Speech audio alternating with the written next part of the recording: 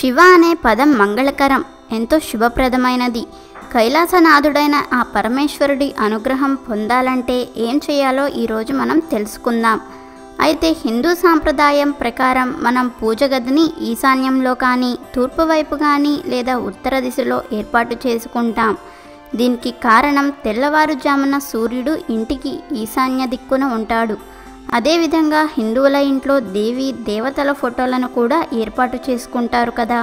కొంతమంది తమ ఇళ్లల్లో ప్రత్యేకంగా పూజ గదిని ఏర్పాటు చేసుకుంటారు. మరి కొంతమంది గోడలకు దేవతల ఫోటోలను తగిలించుకుంటారు. ముందుగా ఈ విగ్రహాలను లేదా చిత్రపటాలను ఏ విధంగా అమర్చుకోవాలి అనే విషయం మనం తెలుసుకుందాం. ముందుగా వినాయకుడి ఫోటోను పెట్టి ఆ తరువాత పురుష దేవతల ఫోటోలను వినాయకుడి ఫోటోలకు కుడివైపు ఉండేలాగా పెట్టాలి. ఎడమవైపున అమ్మవారిని ఉంచాలి.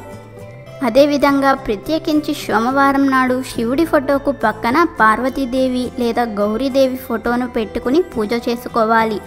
లేదు ఇంట్లో శివలింగం ఉందంటే దాని పక్కనే పార్వతీదేవి ఫోటోను పెట్టి ఇప్పుడు చెప్పే విధంగా చేస్తే ఎన్ని కష్టాలు ఉన్నవారైనా సరే అపర కోటీశ్వరులుగా మారిపోతారని పండితులు చెప్తున్నారు. శివుడి ఫోటో లేదంటే శివలింగం పక్కన పార్వతీదేవి లేదా గౌరీదేవి ఫోటోను పెట్టి గంధంతో అలంకరించుకోవాలి. ప్రతిరోజు ఇలా చేయకపోయినా పర్వాలేదు, కానీ సోమవారం నాడు మాత్రం ఖచ్చితంగా ఇలా చేయాలి. వివిధ రకాల పుష్పాలను సమర్పించి పాలను శివపార్వతులకు నైవేద్యంగా పెట్టి తీర్థంగా స్వీకరించాలి. శివలింగం ఉంటే ఈ పాలతో అభిషేకం చేసి తీర్థంగా స్వీకరించాలి. శివుడి ఫోటో పక్కన పార్వతీదేవి ఫోటో ఉంచితే ఎన్ని కష్టాలున్నా తొలగిపోతాయి. ముఖ్యంగా భార్యాభర్తల సమస్యలు దూరం అవుతాయి. ప్రతినిత్యం ఇలా శివుని పక్కన పార్వతీదేవిని ఉంచి కనీసం సోమవారం నాడు పూజించుకున్నా ఎంతో మంచి జరుగుతుంది.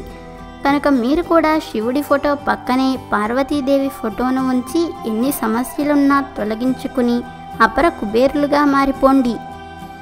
మర్చిపోవద్దు,